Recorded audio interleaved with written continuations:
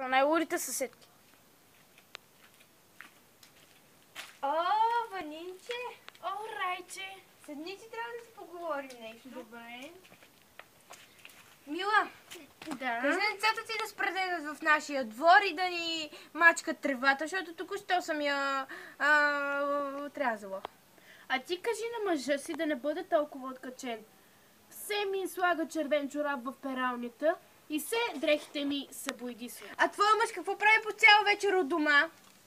Какво прави? Еми какво прави? Постоянно се прави, че оправя нещо, а всъщност краде. Но моят мъж не е крадец, твоят е. Един път от един музей ми разрешиха да направят снимки, аз им разреших да направят снимки на една ваза у нас. И мъжът ти дойде и измисли най-страхотния план.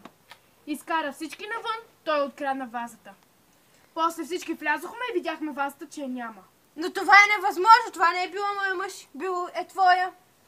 Как ще е моя? Моят беше на работа, когато това се случило.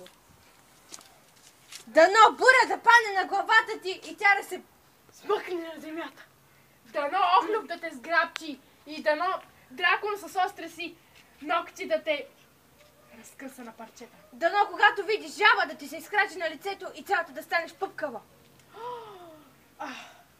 Дано да пукнеш. Дано да седнеш върху една пейка и тя да се изчупи от самата ти миризма. Миризмата ми.